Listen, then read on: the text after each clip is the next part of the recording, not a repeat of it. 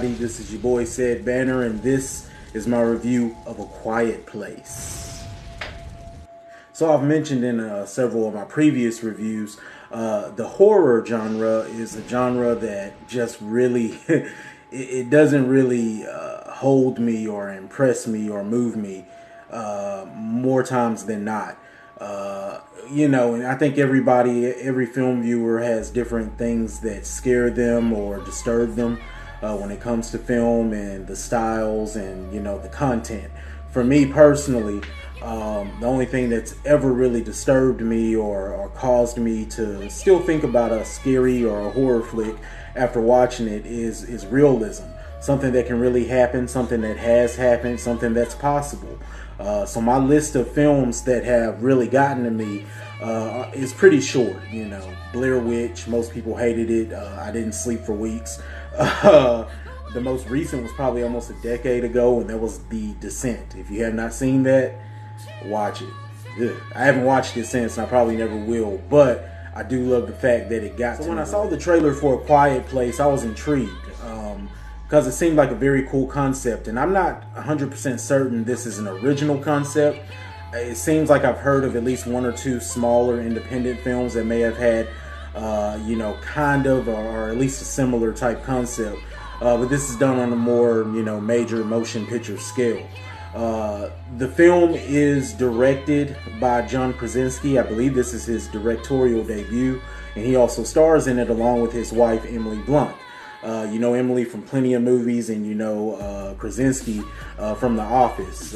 Real life married couple and married couple in this film really carry the film for the most part because it's great acting.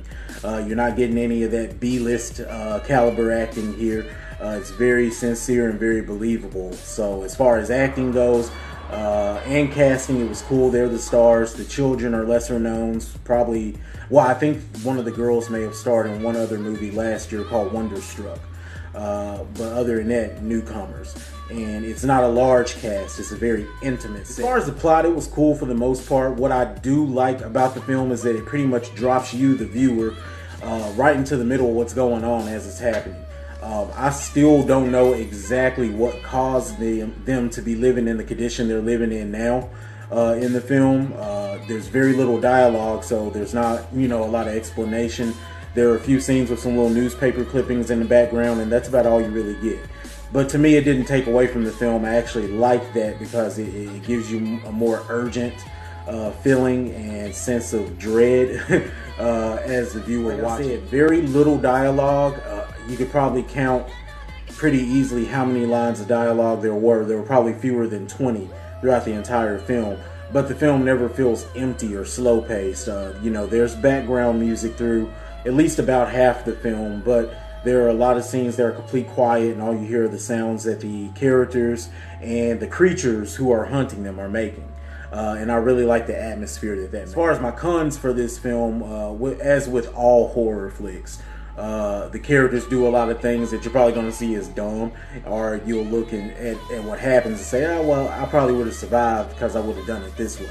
There are several scenes like that in here, but for the most part, the characters do I guess what would be the smartest thing to do in that situation, at least when you're put on the spot or under a lot of pressure like that. And I appreciated that because most horror flicks, one of my biggest problems is that just everything that happens is dumb. And that's not really the case here. It's a smarter horror flick. And my other con for this film is probably more of a personal thing, but I feel like there are probably a lot of other viewers who feel this way. You can't scare me with CGI creatures and characters. You just can't do it. I might look at it and say, oh, well, that looks cool, or that looks creepy, or whatever. But you're not going to scare me with it because all that's running through my mind when I'm watching is, that's fake. I'm looking at characteristics that show that this is a CGI character. And that kind of takes away from every film for me that uses it. So that's really all I have to say about the film A Quiet Place. It's kind of cut and dry. What you expect to get, like most horror flicks, is what you're going to get here. But I think the presentation of it may be a little better. So my rating for A Quiet Place is, it is a film with an excellent concept, but a decent execution. Yeah, that's how I would rate that. Excellent concept, and that's really going to carry you through most of this film. Just the fact, you know, that this is so different from what you've seen before. And that's cool. That's cool. But as far as the execution, I say it's decent because there are a lot of scenes and there are a lot of things about the plot that I think, and you will also probably believe it when you watch it, could have been done differently and made the film even better, made it more tense, made it scarier. But as it is, it's not a bad film. It's just decent.